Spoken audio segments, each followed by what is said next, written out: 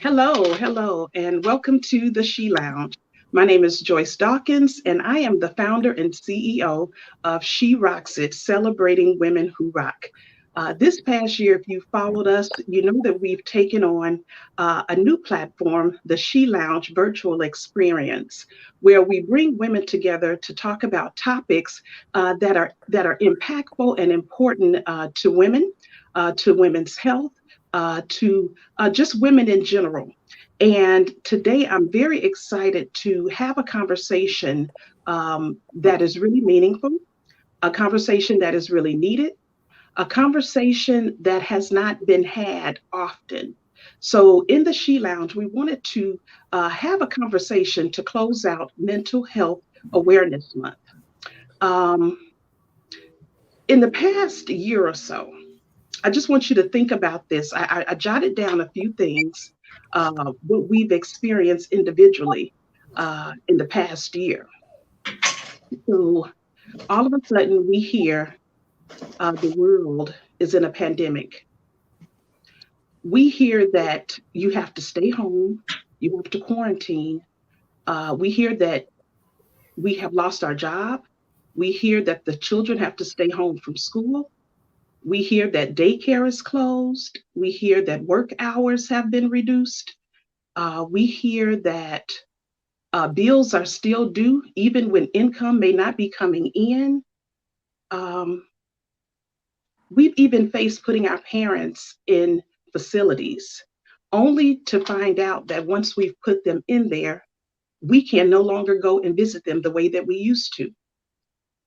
We have to Zoom them. We have to see them through a window, through a curtain.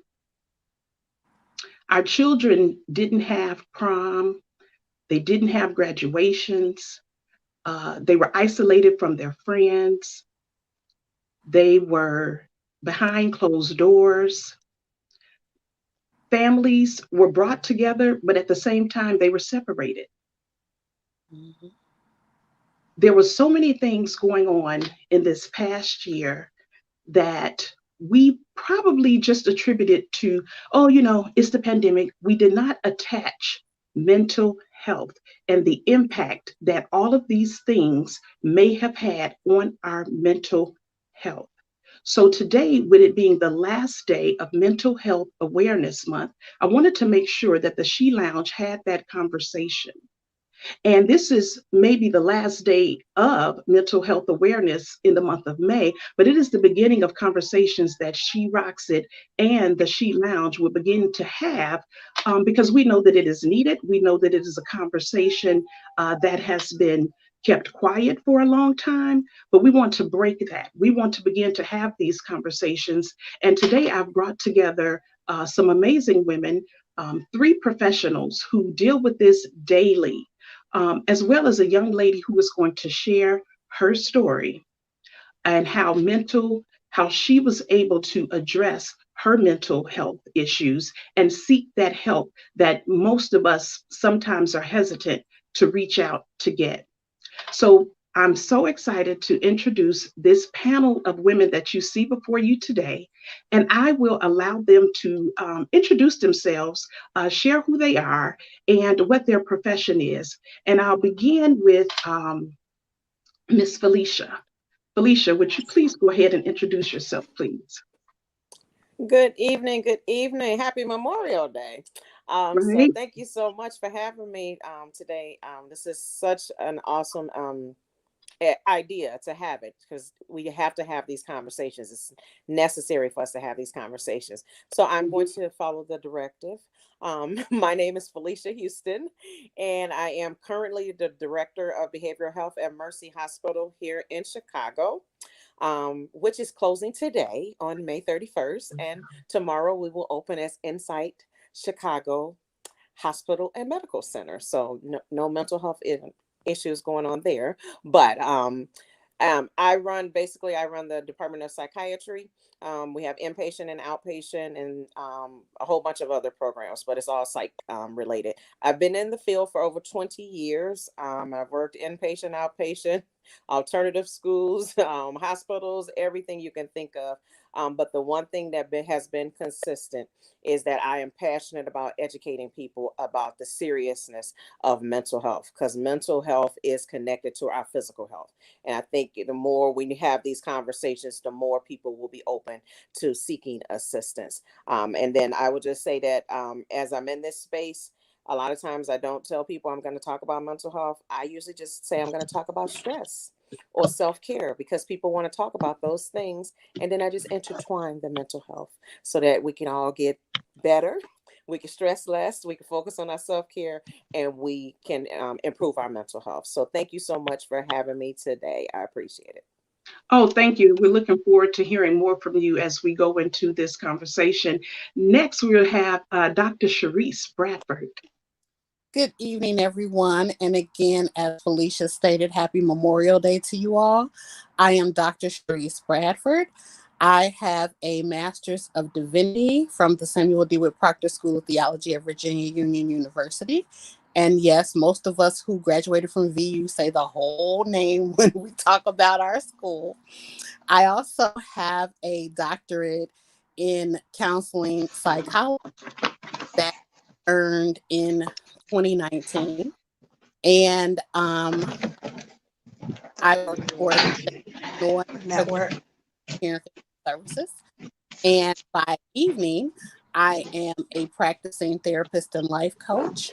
I like to work with people and work with them around issues of trauma recovery and learning how to recover from the things that life has thrown at us. That is my passion.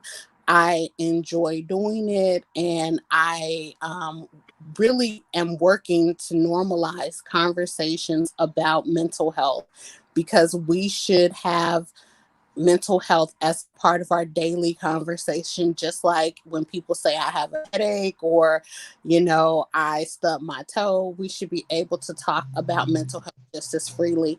And so that is my mission. And hopefully we can just begin to have more conversations like this on various platforms so that we can begin to normalize the conversation around the topic of mental health, especially as it relates to Black women. Thank you so much. And again, looking forward to hearing from you later in this conversation. Next, we'll hear from Dr. Kenya Key. Good evening. Good evening. Thank you again, Joyce, for having me. And I'm so excited about this very timely and very needed conversation.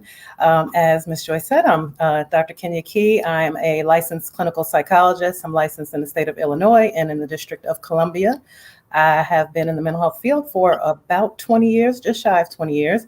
I primarily work in the criminal justice space. I'm currently the Deputy Director of Behavioral Health with the DC Department of Youth Rehabilitation Services. All that means is it's the District of Columbia's juvenile justice system. I've previously worked at Cook County Jail in leadership and direct service positions, as also the Juvenile Detention Center in Cook County in Illinois. But outside of that, because if you know mental health professionals, we typically have many jobs. I've also worked in inpatient settings and community health centers and college counseling centers and Head Start programs. So I've really done a lot of work across the lifespan, but working with people who are in marginalized positions and spaces is my passion. I am a huge proponent of really understanding that the absence of mental illness does not mean we are mentally healthy. So this conversation about normalizing mental health is so important to us, particularly in our communities, because we don't talk about it enough. Yeah. So let's break the stigma. Thank you so much. And Dr. Sharice, I'm going to bring her back in. I see that she had dropped off, so we'll just bring her back in really quick. And let us go now. I'm just excited to have someone on the platform who has a story to share. And she's just, before she shares her story with us later, I'll just have her introduce herself and what she does professionally. So, Amina. Hello, good evening, everyone. My name is Mina Lady Red Lockhart. I bring you greetings from Georgetown, South Carolina. I was in the profession of education for many years, but now I am basically operating my business, Lady Red Enterprises. I am a certified wedding and event planner. I'm a certified purpose coach. I do motivational speaking and I'm a mentor. And I am home full time helping my siblings take care of my elderly mom. And I'm here to monitor my 10-year-old son that's going to school virtually. So that's what Right. I do. All right, ladies, again, thank you so much for joining us here in the She Lounge for this much needed time together and this much needed conversation. And so I'm going to begin by asking Dr. Felicia, um, as women, I stated earlier how we had to, begin to work from home, began to work with our children who were being homeschooled. Some of them single mothers who the daycares closed. Some of them had reduced work hours. Some lost their jobs. We were piling on so much and taking on so much, but we did it with a lot of grace because a lot of times the things that we go through, you can't even tell that we're dealing with these things because you know what, we'll suppress them and we'll keep moving. But I want to talk about this Superwoman title and how taking that on can cause so much stress in our lives, right? And ultimately ties into it has an impact on our mental well-being. So can you talk a little bit about women and us taking on so much, especially like in this last year, but being given the title that we are super women in the midst of this pandemic, and really, how does that mess with us mentally? So that is a great question, Joyce. An awesome question. So first of all, I would say I would like for women to burn the cape. That's just me. Let's burn the cape because it's not Yeah. real. And I always say this. I'm like, if you even think about like Wonder Woman, she was Wonder Woman part of the day. She wasn't Wonder Woman Mhm. all the time. She turned into Wonder Woman. But Mhm. we run around Superwoman, Wonder Woman all day long, and it's not realistic. And to be honest with you, and I know Dr. Key can count. She can vouch for me on this. A lot of times when we see women in the emergency room, it's because they are exhausted. They are overwhelmed. They're stressed out, and they've had enough. Like I've seen women in the emergency room who said, "Look, if you let me go home today, everybody in there gonna die." But that's what I'm saying. When you take on though that the superwoman thing is unrealistic. It's Mhm. unrealistic expectations of yourself. So if you don't have those unrealistic expectations of others, why do we have them of ourselves? And we can go deeper, and Dr. Sharice can go into the womb and all of that because it comes from our mothers, our grandmothers, our great grandmothers, our aunts who have told us that we have to be everything to everybody. And I'm just a believer that I'm not everything to everybody. I Right. can't. I have to be able to say no to other people so I can say yes to me.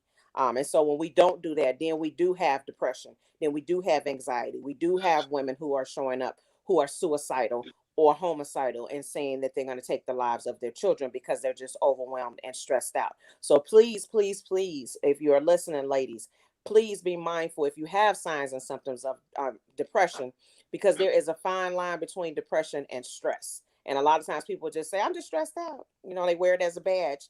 And it's not to be worn as a badge because it's a fine line between being stressed and being depressed. So I say burn the cape, and let's be realistic about where we really are and ask for help. So I think during this pandemic, as women, we have to ask for help because we don't have I did not have the answers for fifth grade math. No, I didn't have the answers. So I had to Right. call on Right. somebody who does know fifth grade math. So for my sanity, I'm just saying for me. Absolutely. So, that's Absolutely. that's what I have to add to that. All right, thank you so much. And then you mentioned Dr. Sharice, and Dr. Sharice, you're the next question that I have, and I wanted to talk about trauma, right, and how things from our past, those traumatizing events, situation, family ties, how that all plays a role in our mental, because you are a trauma recovery specialist. Okay, so touch a little bit about your profession and how trauma and childhood trauma has a lot to do with some of the mental issues that we face now as adults. So, great question, Joyce. And one of the things that I'm going to introduce to our guests, for those who have never heard this term before, is the term of in utero trauma and um, in utero genetic passing on. And what that means is that in when we are born as women, we already have all of the eggs that we will ever carry as far as reproduction is concerned. And so the same was for our mothers and the same was for our grandmothers. These eggs are created within us in about the 4th month of gestation, which means that for a period of time, when our grandmothers were pregnant with our mothers, when our mothers were in utero with our grandmothers, they lived with whatever trauma and stress our grandmothers were enduring at that time. And then we then in utero in our mothers carried on whatever trauma, stress, anxiety, whatever issues they had for a certain period of time, really for about 5 months gestationally. And so what that means for us is that there's a carryover from our grandmothers to our mothers to us that we can in turn pass on to our children as well. And so it's very important to understand that a lot of the trauma that we deal with, as Dr. Felicia said, is not new. It's not something that just happened to us. It is something that has been passed on to us generationally. And so when you talk about generational curses, when you talk about generational trauma, it is a Mhm. very real thing. It We have inherited a lot of what our grandmothers went through as well as what our mothers have gone through. And so as we look to heal, as we look to break generational cycles, it's important to know those stories about what has happened in our family lineage so that we can go into these healing circumstances with as much information as possible. Absolutely. Wow. That, when you mentioned that term, when we were doing our session, when we were talking, and I shared that I had talked to someone who did mention just that their grandmother suffered from schizophrenia, that their mother suffered from it, and that their mother ultimately committed suicide. And they personally were like, what are my triggers? Well, how can I uh, see the signs? And if they are signs, how do I know what that is? Right. So, really having these educated conversations, bringing professionals to the table really helps open the door for us to see things in a different light and have a better understanding of what these things are that we may be experiencing in our lives. And as children, especially living through trauma, right? Um, or seeing or having a parent that is, depressed. You don't know what that is as a child, but as you get older, you see that you're taking on some of these same characteristics, some of these same mood swings as your parent. But the mother wasn't educated enough maybe to know what it was she was dealing with. So she dealt with it the best way that she could. And so, Dr. Kenya, today I was looking at, I think it was World News Tonight, and I immediately paused because they had a breaking news story that Naomi Osaka, and I hope that I got her name correctly, she withdrew out of the US Open. And for those who may not know who she is, I think it was 2018. She beat Serena Williams, and she's like the number 2 player, tennis player now. A very amazing, talented, gifted young woman, but today stated that she had to withdraw from the US Olympics due to mental health issues. And to summarize a little bit of what she said, the problem was is that basically, if I lose, and I'm paraphrasing this, so it's not a quote, if I lose, then I have to come in front of the media and talk after a loss. And for her, that it messed with her mentally, right? So when we look at things like there are so many different types of mental illness, and hers was associated with like social media in terms of having to go out front after you've experienced trauma and now you need to talk about it. Right. And so I brought her up because she's 23 years old. And I know that you, Dr. Kenya, has had a lot of experience with youth, you know. And so as parents, what are some of these signs? Because I'm just curious, like, did her parents maybe know that she experienced this? Or did they say, you know what, you have to, go and do the interview. That's part of the contract, or that's part of what they expect from you. So, as parents, how can we have these conversations with our children, and how can we sort of identify these changes? Because our kids went through no prom, no graduation, no friend connections, closed doors, and their friend is social media. So, can you talk a little bit about that for us? That was a whole lot. And Sister Naomi, I give her all the props and I support and I celebrate her, because if that is not the definition of protecting your peace and standing in your truth in action, and that is exactly what that was. I think it's so interesting that she, as a young adult woman, what is happening to her at a professional level and at a public level, because of course, I don't know if you, and I wouldn't recommend it because it's not good for your own peace, to read the comments that people made in reaction to her making that decision for herself are just so ugly. But what it made me think about is how, in many ways, we do that to children as well and other adults when it comes to this mental health space. We are, as humans, are very quick to invalidate someone's feelings and experiences.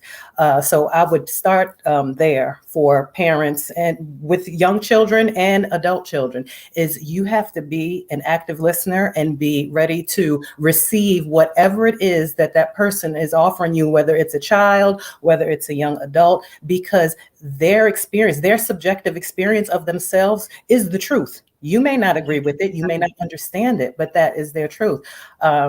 I was sharing with a friend that, some of us are old enough to have grown up in the generation where our parents didn't have language for these things. They were very disconnected. We've talked about, a lot of that, in that, especially as Black women, we just wore this as a badge. It was just our life. We didn't feel stressed. We certainly didn't name things like depression and anxiety. Right. You certainly wouldn't hear a diagnosis or a label like schizophrenia or something. It was just the uncle or the auntie that was in the back room. And everybody, or the baby's a little slow, but they're all right. We didn't have language for these things. So what that did for us is, when a child tells you something is not right, and however that language is for them, oftentimes the reaction is, oh, you're just fine, or we'll just pray about it, or you don't have anything to be depressed about, what you said about, kind of thing. So I would say that is the first thing for parents. You have to listen and you have to pay attention. I think you have to allow your young people to ask questions and be transparent about those questions. I know for parents, it's sometimes difficult to have these conversations. I'm so glad that Felicia brought up suicide, because I know in my experience as a professional, the word suicide is as bad as the word condom. I can't say anything about a condom because then they're going to go out and have sex. They're going to go out and have sex anyway. If you ask someone if they are having thoughts of wanting to kill themselves or harm themselves, that is not going to make them want to do it. There's a lot of research behind it and so forth. So we have to have these direct and frank conversations.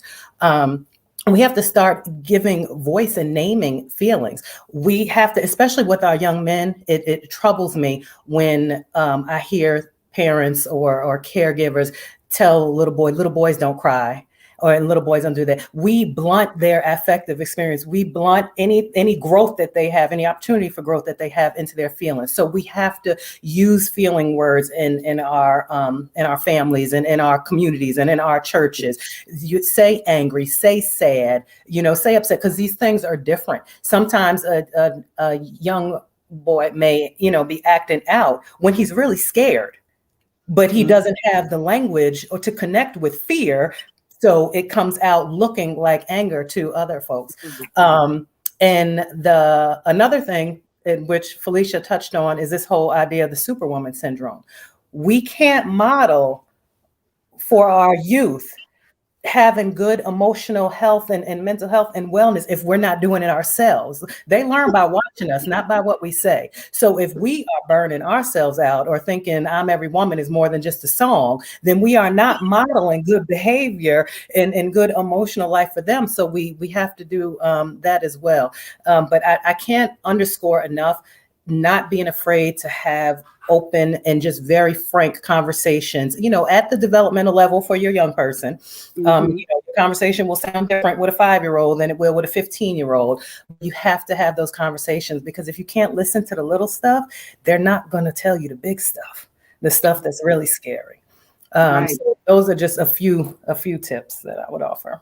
Thank you. Thank you so much. And I am looking at the comments that have been put into the comment section. And I do want to address those. So I had shared with you all that if a question comes up, we may shift the questions that we initially had. So one of the comments from one of the viewers state, a lot of times we don't know how to deal with the feeling, so we don't ask. So when we talked about, about maybe, asking for help, but when you don't know what that feeling is, and I think I shared that someone I was speaking with was saying that they were feeling something. They knew that they came from a family history of schizophrenic, but they didn't know that that's what it was that they were feeling. So how would you address someone who said, and I'll ask you, Dr. Sharice, and then Dr. Kenya, you can chime in as well. A lot of times, or addressing, a lot of times you don't know that that's what you're feeling, so you don't know how to ask. So are there any things that maybe be signals or something that would make you want to ask these questions about the feelings you're having? So to go back to my sort of banner, that's one of the reasons why normalizing these conversations is so important, because it helps to put into language the terminology to say what a person is feeling. And if we want to get to the brunt of it, as African Americans, not many of us even talked about our feelings in our families. That was a conversation that was never had. It was hello, goodbye, whatever you went about the activities of living, but you didn't have conversations about how life was being played out. And so that is where it's important now to start changing the dynamic, start changing what is normal in family circles. And so a lot of times people just don't know. And that is why it's important to be okay and find some comfort in saying, you know what, I don't know exactly what it is I'm feeling, but I know that I don't feel like myself. I know that I'm feeling off. I know that this, you may not even be able to pinpoint it, but to be able to say, and I'll give you an example. I was having an issue a week ago with my foot. And at first I didn't have the words to describe it, but it was just like, my foot doesn't feel normal. I don't know what this is. And so as the issue progressed, I was able to put it into some verbalization. Well, sometimes it feels like this, and then sometimes it feels like this, so that my doctor could make an informed decision as to what we needed to do as far as treatment is concerned. And so that's how we need to approach our mental health as well. I don't know if I'm feeling angry or sad or a combination of the two, or if I'm feeling suicidal, or whatever the case may be. We need to be okay with not necessarily knowing the words, but just starting the conversations.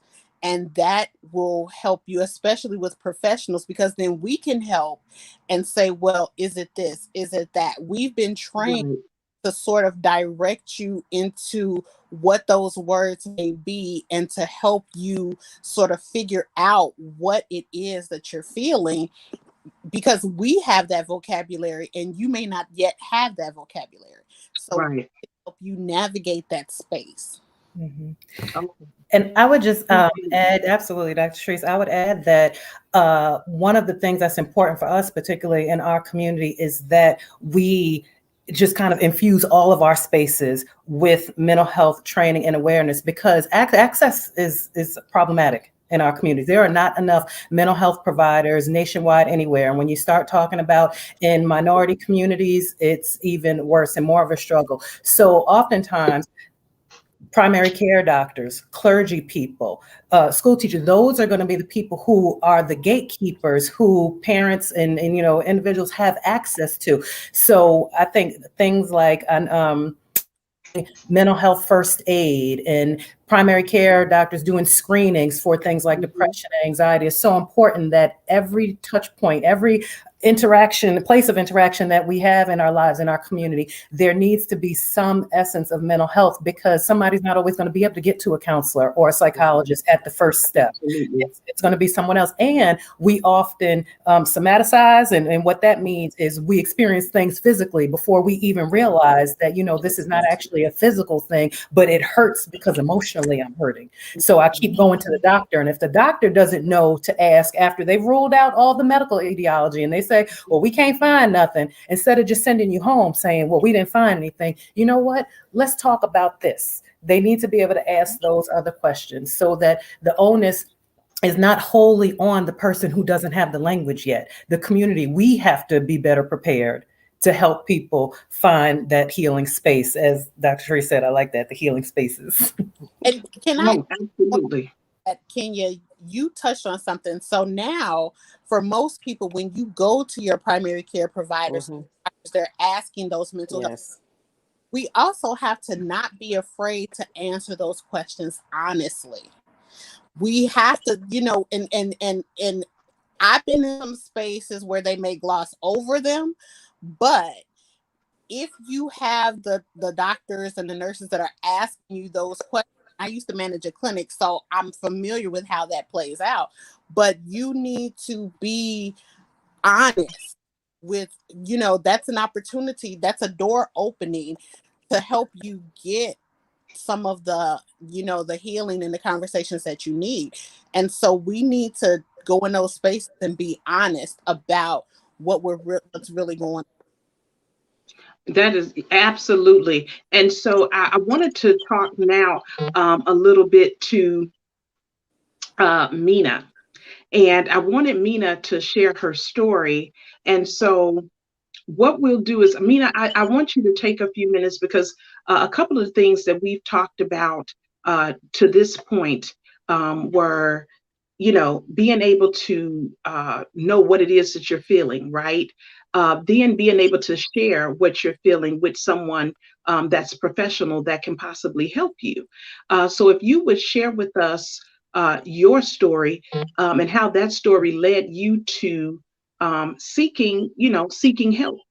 So just go ahead and share your story with us. And thank you again so much, Mina, for being here. Thank you for having me. Well, the straw that broke the camel's back for me to initially get help was based on my divorce. I was divorced in 2016, and a year later, my former husband was tragically killed in a car accident with his then, companion. So it was he and her that passed tragically. So that was what led me to get help. But prior to that, I was already masking and dealing with a lot of trauma, childhood trauma. Basically, my father not being in my life. When I was in college, I had an abortion that I really didn't want to have, kind of forced to have it. And on top of that, when I was on my way to work on my senior project paper, I had a car accident where a pedestrian walked in front of me and he was killed. So that was since college. I was dealing and masking that the abortion, the accident with the pedestrian was killed, my father not being there for me, being in unhealthy relationships, trying to smoke it away, sex it away, eat it away, doing all the things to mask the pain and hurt. And then later on in life, still making, a lot of mistakes, looking for love in all the wrong places, a lot of unhealthy relationships. And then basically my failed marriage and his death caused me to get help. And it's been the best investment I could have made in my life. I've been seeking therapy now for a year and some months now, and I love it. And you know what? I appreciate you for coming to this platform.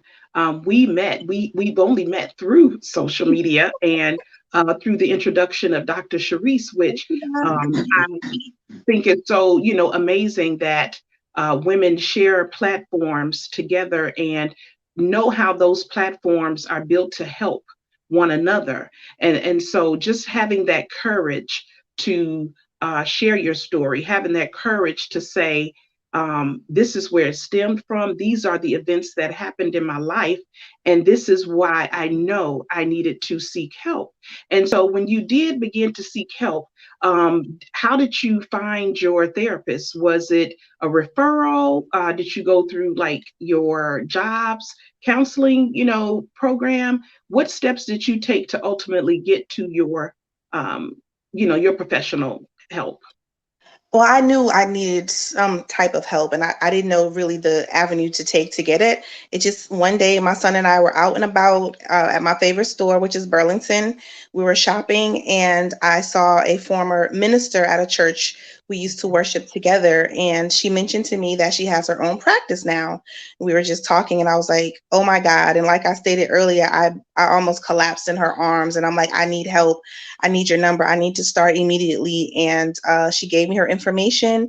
And from that point, that's where it started. And she's really helped me to dig deep and pull back the layers and to confront all of my traumas. And I've learned, even just on my own, that there's peace in acceptance. One thing about me, no matter what I've been through, and I've endured, I always accept it for what it is. And I've learned that there's peace in acceptance, because when you're in denial and you're trying to hide it and mask it, it causes more pain, more frustration, and more hurt. And I just call a spade a spade. Like, in relationships, I got played, I got used, or whatever. Even with my divorce, oh, well, he left me. I didn't want to, there was no need for me to lie about it or hide it, so whatever I encounter, I'm just honest and open about it. And I take it for what it is. And that helps me to navigate and to heal and to get over it quicker than I would have if I suppressed it, was in denial, try to cover it up, or not deal with it head on.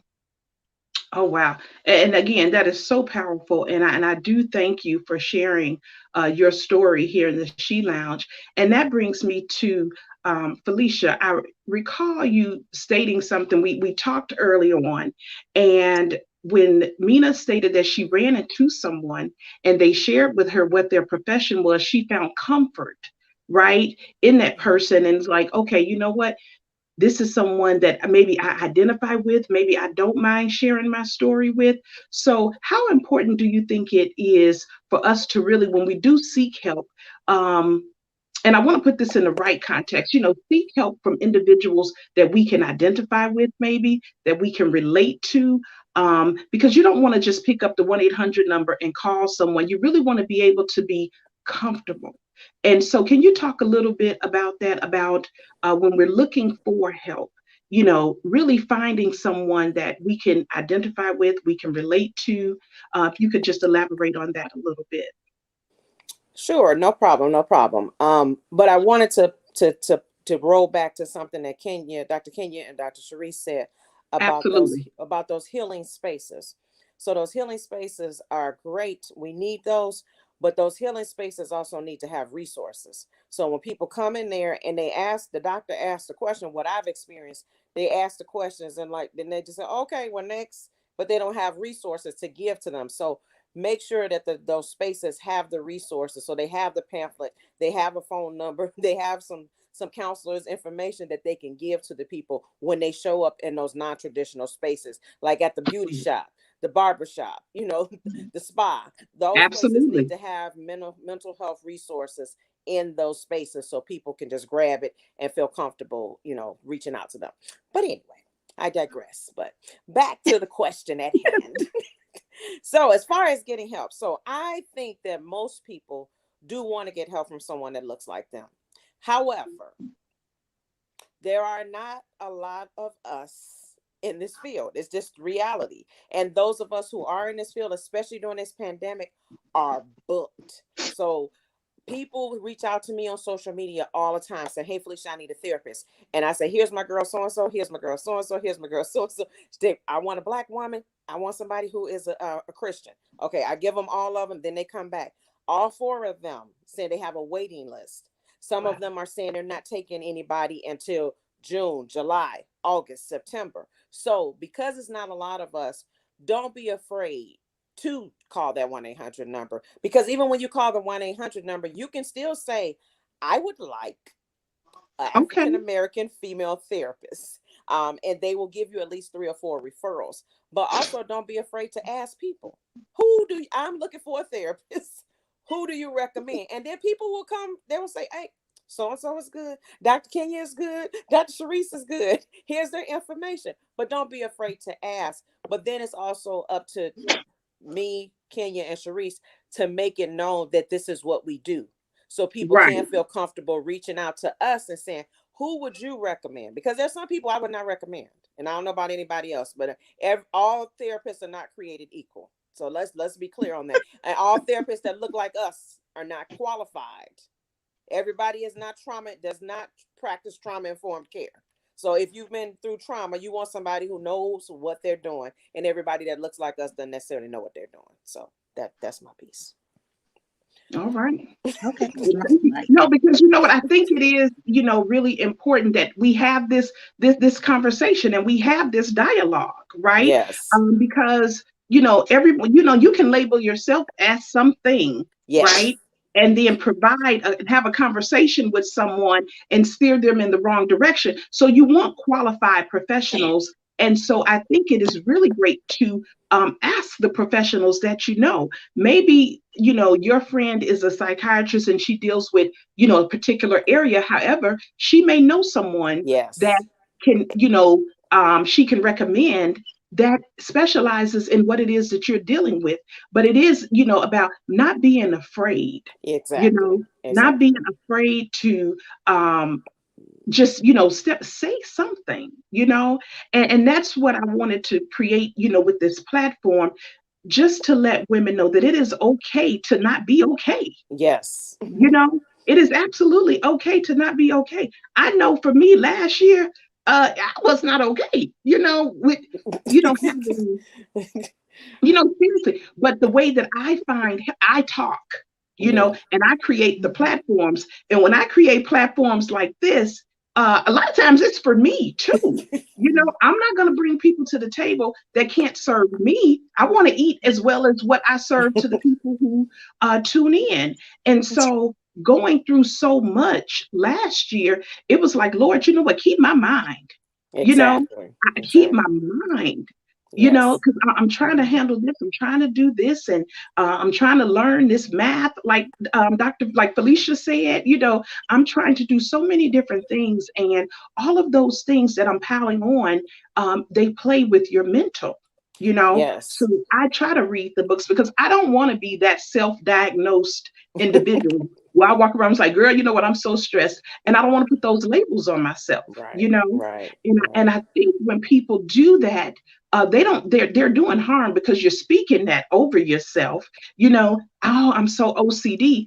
OCD is a form of mental illness. Oh, I'm a little crazy right now. A form of mental illness. So you have to be careful what we speak out of our mouths and speak over our lives, because these are serious things that if you say that, that means you've identified something in Mhm. your life, right? And Right. so that something is something maybe you need to talk to someone about. And so I'm just thankful that you all on this platform have different individual platforms, but collectively together we have that same goal to normalize the conversation, to get it going. We need to start talking about it. We'll laugh a little bit here, we'll smile, but we're so serious, Hmm. about mental illness because it is real. It is out there, and people are dealing with some serious things, and they're hoarding it all in, which is making it harmful on their health and different things like that. And so when we talk about health, Dr. Kenya, I know that you are an MS warrior, an advocate for MS. And can you just share a little bit how important having a diagnosis or having an illness, how that has an impact or can affect your mental well-being? Woo, child, how much time we got? um, it is significantly impacted. It's funny, Miss Mina, because you said exactly what happens when the light switch goes off for us, whatever we're dealing with on our path and our continuum, when you talked about that acceptance. So just to kind of give just a real brief background, because I know we don't have a lot of time. When I first started having symptoms of my MS, and I didn't know that's what it was, but my body was doing some very strange things. When I was going to the neurologist, they kept telling me nothing was wrong. So for about 8 months, I had all these weird involuntary muscle movements, these extreme periods of fatigue, this numbness and tingling. There would be times when there were periods of times when I couldn't stand up because my feet were so numb, and I would just have to sit on the side of the bed and wait until it went away. Just all kinds of strange things. Had so many doctor's appointments, so many tests, no one could find anything. So finally, one neurologist told me, well, it's in your head. And I said, okay. So, and again, I'm a psychologist. I said, let me evaluate that. Let me think about that. Thought about it. No, that's not what it is this time. And I say that it's important because sometimes physical manifestations are from our emotions and from our psychological processes. This wasn't that. So I had to fight, but we're going to talk about health disparities in another She Lounge, about Black women and health disparities, because I had to go through to heaven and high water to find another doctor who could take care of me. And I was diagnosed with MS in 2013. My life changed significantly. It was kind of like a 180. Although I'm a former college athlete, was a very active person, suddenly my body was just like, yeah, we're not doing any of that anymore. I was a newer wife, so kind of doing things around the house and keeping my house and doing those things. I couldn't do any of those things because literally just getting up to get dressed in the morning might take my energy for the whole day, or I might have difficulty walking. Thank you, Lord, and thank you, good medication and good physicians and care teams. I'm in a different place right now, but I have a very new normal. And when you have whatever it is, significant health issues, when you have significant mental health issues, whether physical health or mental health, it changes what your normal is. What happens for us is that we get into a cycle that contributes to the suffering when we fight that reality. So when Miss Mina talked about, you okay, Mina? She coughing. My sister went to get my water. Okay. When she talked about acceptance, that was one of the spaces that I had to get to in my journey, because I struggled with depression. I struggled with anxiety because my body was fighting against me. So I had these thoughts, what if I'm out by myself at some point and something happens to me where I can't move my arms or I can't move my legs? So there were times where there was opportunities for actual physical danger, and that made me anxious. I was no longer, independent. But I had to get to a point where what is kind of in the field known as the idea of radical acceptance. And that's a little different than acceptance. And usually when we accept something, we're agreeing with it. Radical acceptance ain't agreeing with nothing, because I don't agree with this MS. She can take a hike. If I could get rid of her, I would. However, I can't. So I just have to accept my reality for what it is. And now I have to start approaching my life with that in mind. So I have to think about my energy reserves for the day. And I have to make choices. Do I want to do this or do I want to do that? Because I can't do both. Or if I go above and beyond what my energy tank says I can do, I know that I'll probably be down for a couple of days. But I'm making that choice consciously. So same thing with folks with mental health issues, when folks with anxiety, folks that have to take certain medications. It's like when you get to a point where you just accept, this is my reality and how I'm going to approach it. Because when we fight what our reality is, that contributes to the suffering, and it just becomes a cycle. So I'm in a space where, not to say that there are not days that are hard and filled with tears and anger, that I'm not the same person physically that I used to be, but it is what it is. And I deal with that, and I'll roll with it, and it makes it much easier to get through. Oh, absolutely. Thank you for sharing that, because a lot of times, again, you get diagnosis or you feel a little different. You feel that something is different, right? But just being able to know your body and know that something is not right, and to have those conversations, and not allow that to affect you to the point where your mental is impacted, right? Because it really can. Because who wants to hear that I have X, I have Y, I have Z? You really have to prepare your mind for things like that. And so, talking about this in this space, the level of mental health that we deal with, it's not just a one box thing. There are so many different levels to mental health awareness, so many levels and so many different types of mental illness. But it's about having those creative conversations that allows us to begin to heal, begin to get the help that we need. And so I'll ask, Dr. Sharice, why do you think women sometimes are so afraid to say that they have an issue? And each of you all can share a response to this question. I know for me, a lot of times we can joke and stuff like with our girlfriends, right?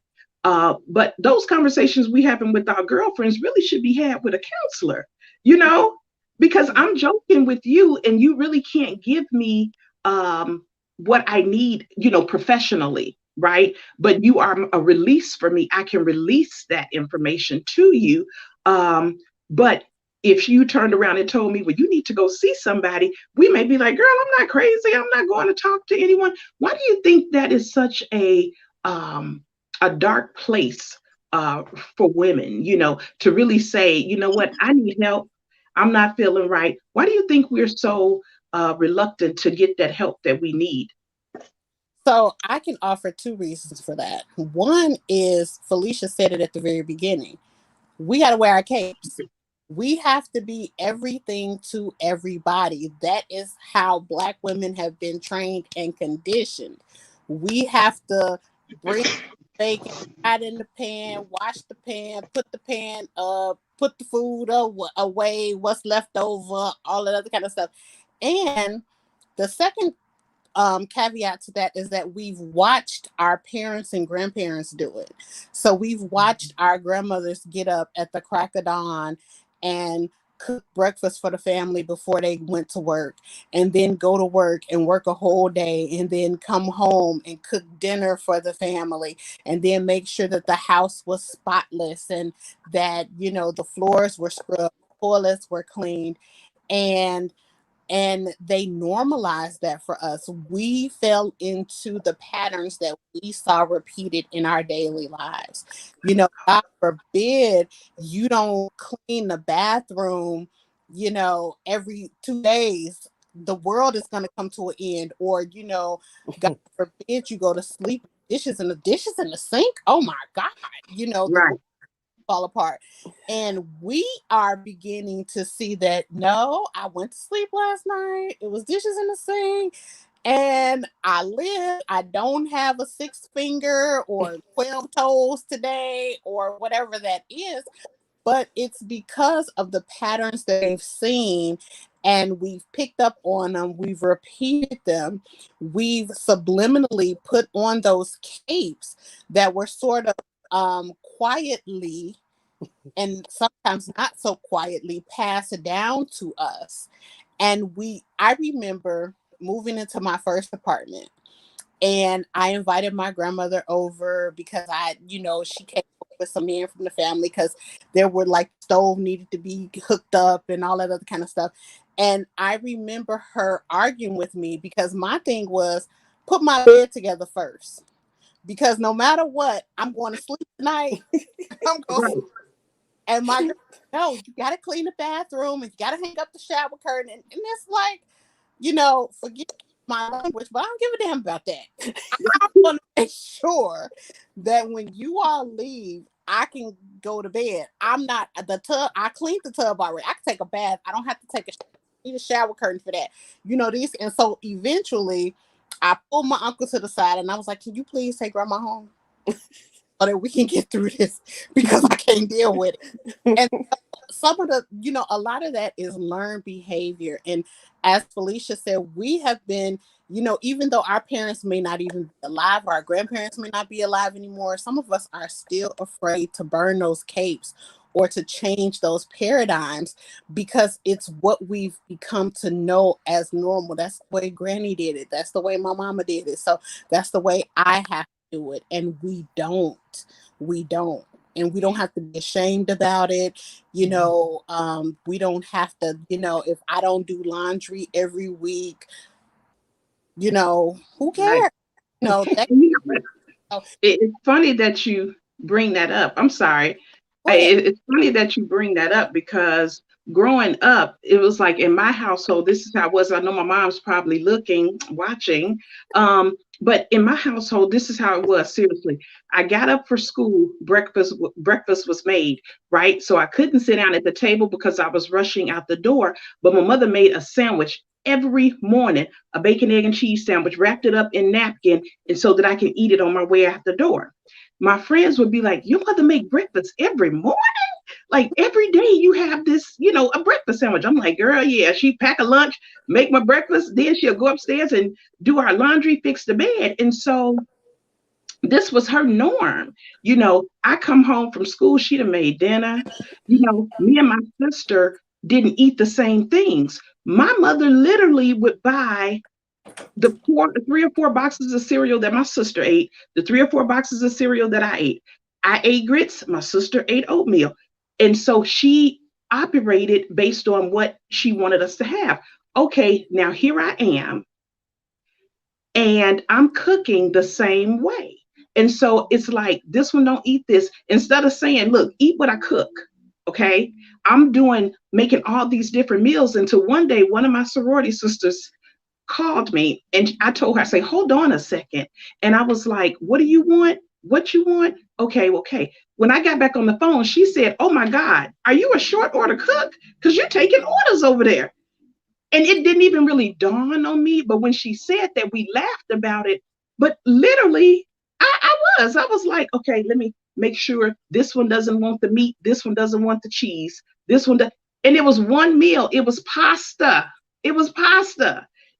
But in my mind, it was like, okay, I got to make it this way. I have to do it that way. And when you talk about taking on characteristics and things that you see growing up, that is so true. I wouldn't say that, oh my God, I got to seek help, right? But there may be some things that I do need to, talk about, right? And not be afraid to have those conversations. But one, identifying that, okay, something is a little off here, right?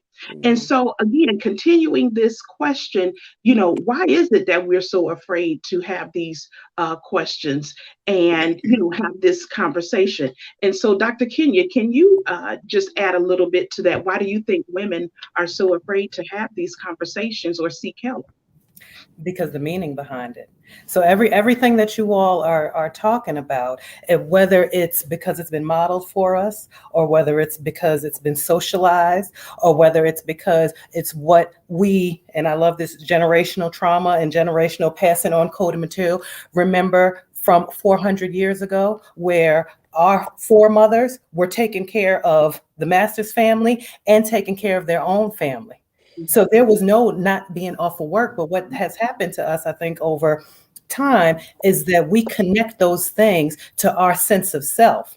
So it's not so much because I've had counseled women and even my own friends, and we talk about it. Well, I like doing all those things. That's fine. You can like doing it, but tell me what happens when something doesn't go well, or when you quote unquote fail at one of those things. When that breaks you, then we've got a problem, because you're connecting being able to do those 101 things with 50 minutes to do it with your viability as a woman, your success as a woman, as a wife, as a mother, as a daughter, as whatever those roles are. We start to connect those things that we're supposed to do, that society tells us that we should do, with who we are. And that's what hits your self-esteem. That's what makes you depressed. Wow. That's what makes you feel anxious, all of those things. So we have to start saying, the one extreme, because a lot of us, myself included, haven't quite gotten to the point where we can burn the cape, but we really have to start just stopping and saying, wait a minute, I am not an eternal spring. I don't have all of this. I'm pouring all this out, and now I'm depleted. I always tell women, think about what they tell you when you fly in an airplane. When that oxygen mask comes down, they tell you put yours on first and then help the people around you who need it. that's not first nature to us as women. We want to make sure everybody else have their oxygen on, and then we drop dead in the corner, and then the babies are left to fend for themselves. Right. So we just really have to think about how we're connecting, and that's why I know I said it before. I saw you chuckle, Felicia, but I tell women all the time, please, y'all, I'm every woman is just a song. And I know Christ said we can do all things through him who strengthens me, but we can't do them all at the same time. And that's okay. It's okay Exactly. And to not do them all at the same time. for example, make the pasta, put all of the sides on the table, and say, "Hey, Have at it. have Go for yourself. I'm gonna do that next. And so, Mina, you had the courage.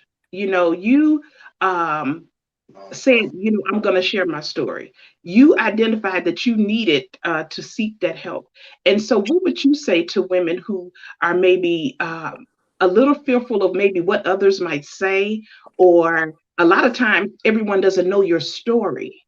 So when you share your story, you're opening that door to like, oh my God, I didn't know that. Oh my God, really? So, what would you say to women who are thinking that they should say something because you had the courage to do so? So, what recommend suggestion, or what would you say to that woman that's listening now that may be thinking, I should say something, but maybe I shouldn't?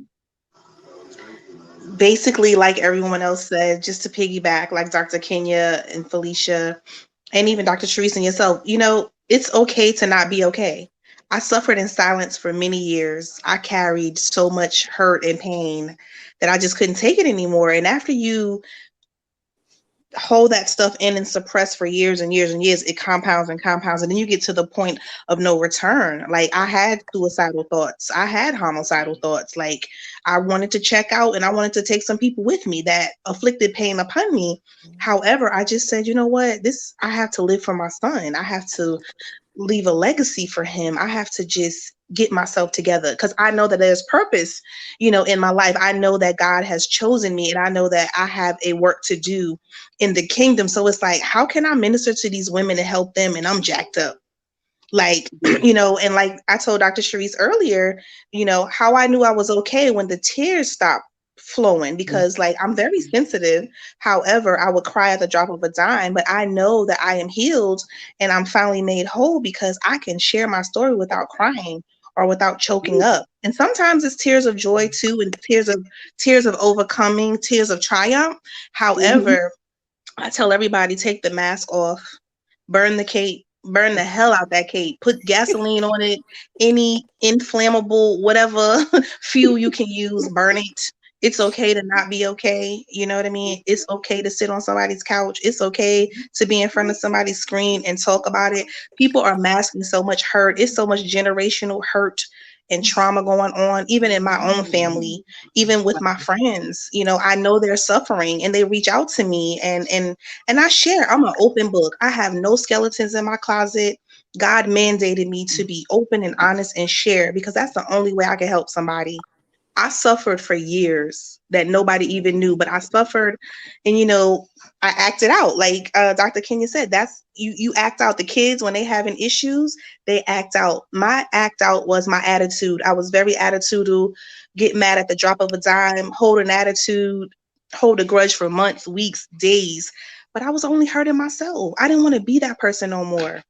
I did not, but it took my divorce and the death of my ex-husband for me to get help. I am 45 years old, almost 46, and the pieces of my life are just coming together, and I'm grateful for that. So I tell any woman out there, get help, stop fronting, pretending, faking, masking, perpetrating, whatever you want to call it, theme it. Seek help so that you can be healed, you can be whole, and you can operate in purpose. Now I'm on my way to the top, and no one can stop me. Not my past, not my Mhm. trauma, Yeah. not any hurt, not anybody, no words. Nothing can hurt me and nothing can stop me. I'm okay, and Lennox is going to be okay. My son and I, when you were talking about children earlier, I do a roundup with him. Well, we call it circle up. When I was in education, we would get our students on the carpet and we would talk. So I incorporated that in my home. We do circle up. Like, Lennox, what's on your mind, son? How are you feeling? Because my son is suffering and grieving from the loss of his father. You know Yeah. what I Yeah. mean? So I have to make sure my son is good. He's in therapy still as well, but we do circle up. What's on your mind? How you feeling? What's going on? Anything you want to share with mommy? I give him that opportunity every day, and I Absolutely. monitor his signs. I monitor anything, if he's acting different, if he's not talking, if he's not his normal loving, caring, jolly self. What's going on, Pooh Bear? That's what I call him, Pooh Bear. But Oh, I'm just living a very unashamed life, very balanced. Now I'm into my self-care, my peace, and my mental health is a priority. I'm unashamed. So there's nothing anyone can say or do to me or hold against me, because I'm free. In whom the sun set free is free indeed. Free indeed. yes. Absolutely. Oh my God, that gave me chills so much. And so when she said the word peace, Felicia, that brought me to you as we begin to close out our conversation. You stated when we chatted before uh, about women giving themselves permission to pause, Ooh, I love right? that. And so, can you, and then you said giving themselves permission to pause, and you talked about us sharing our lived experiences. So I'm close with the lived experiences, but I want to talk about this permission to pause and really a little bit of what that looks like so that we can take that on. Okay. Well, that is a great question. So, that is my definition of self care. So, I know everybody is on this self care kick, and you see everybody talking about, go to the spa, get your nails done, get your hair done. All of that is great. That is a form of self care. But my definition of self care is giving yourself permission to pause. And what that looks like is different for each person. So, for me, pausing could be give myself permission to pause and do nothing, Mhm. absolutely nothing. And I think all of us were just having this conversation about our mothers, grandmothers, great grandmothers probably turning in their grave if they knew that we were not doing something for a whole day. Like if I just chose to watch HGTV for the whole day, because that's what I want to Right, do today, so it's okay to do that. Now you can't do that every day because that's irresponsible. But I should be able to give myself permission to pause and do that for one day, or give myself permission to pause and take me a nap because I'm tired. Because I right. did everything with my super cape on and now I want to go to sleep. It should be okay to go to sleep. But I think also making sure that we have realistic expectations. I think a lot of times as women, our expectations are not realistic. And I'm gonna give you an example, and I'm gonna stop because I could go on forever. I have a daughter. When I was found out I was pregnant with her, I was a little upset because I had prayed and asked God, and I thought we had a good relationship for another boy because I don't do hair. And so I was like, no, but women are supposed to be able to do hair because that's what I saw. I saw women braiding their daughter's hair doing. That's not my ministry. It was not my ministry. It's still not my ministry. And I made a decision. I tried to do it, y'all. I tried. But it was affecting my mental health when I'm sitting there for 6 hours putting these little bitty borax and rubber bands. And I was like, I can't do this. So I decided to outsource that to somebody else who could do that in 3 hours, and I could take those 3 hours and give myself permission to do something else. And her Right. hair is done. It looks nice, and it's done by somebody who enjoys it because I didn't enjoy that. But I know every other woman, they're like, you pay somebody? Yes. I pay somebody to come and clean my house twice a month because that's what I want to do. Because that Right. that helps me protect my peace because I don't like dust and I'm not getting up there to clean it. So being honest with yourself and Yes. figuring out what self-care means for you, because I'm sure it's different for Joyce, Kenya, Mina, and Sharice, but come up with you a self-care plan and then do it. Like stop putting it on pause and so I'm gonna get to me later. You're going to get to Right. you in that emergency room when we see you and we have to hospitalize you. And that's the reality. That's what we're Right. seeing in the hospitals. Women that look like us, who were strong, who had on their cape, and then they show up in the emergency room because they've had a mental breakdown. So Wow. that's what I would say. Take care of yourself. Listen to your body, because if you Mhm. don't listen to your body is still going to respond, and then you end up in the emergency room one way or the other. So make sure that you are practicing self-care. Remember that it's simply giving yourself permission to pause to do things that give you joy. Oh, Yes. thank you. And ladies, I cannot express how grateful and thankful I am that you all joined me here today in the She Lounge. This was really just the tip of the iceberg, because there are so many layers to the conversation around mental health, mental wellness, mental well-being, different types of mental illnesses. But I just wanted to, you know what, open that door to begin to have that conversation, begin to normalize the conversation so that it is not something that is a hush conversation or something that women are afraid to talk about. For all of the viewers that tuned in today, you had an opportunity to hear from Mina, who shared her experience. You had an opportunity to hear from Dr. Kenya, Felicia, Dr. Sharice, all given valuable information. And I'll conclude our evening by saying, you know what, it is okay to not be okay. And it is okay to say, you know what, something's off. Something is just not right. Even if you can't pinpoint it, begin to talk about it. And maybe that professional can help you dissect that thing and be able to get to an answer for you and create a plan, a conversation that can help you begin to help yourself. You know, again, this conversation, it was just a start, you know. And I hope that this conversation allowed someone that was listening to maybe have an aha moment, maybe have a moment that was defining for them to say that after this conversation, they're going to go reach out and connect with someone to begin to have the conversation to help heal themselves, because it is about us. Like Kenya said, you know, put the mask on yourself first, you get Mhm. the oxygen first, then be able to help everyone else. But if we're trying to live this superwoman life, then what we're doing is we're wearing this cape, we're flying around, we're doing everything for everybody else, filling everybody's cup, and our cup is empty. It's time for us to be filled. It's time for us to continue to refill the cup so that we can be a super woman, but not superwoman. So thank you for coming into the She Lounge. Thank Yeah. you for joining us on tonight. If you missed any of this amazing conversation, it did stream live from She Rocks It YouTube page. You can go there and visit it, watch it later. It is on our website as well as on our social media platforms. Felicia Houston, thank you. Dr. Kenya Key, thank you. Mina, thank you so much for sharing your story. Dr. Thank Sharice, you. thank you so much, ladies. And I'm going to keep your emails close because we may have to come back again, right? Yes, So thank you all for joining us in the She Lounge. Have an amazing night. All You right, too. ladies. Bye. ma'am.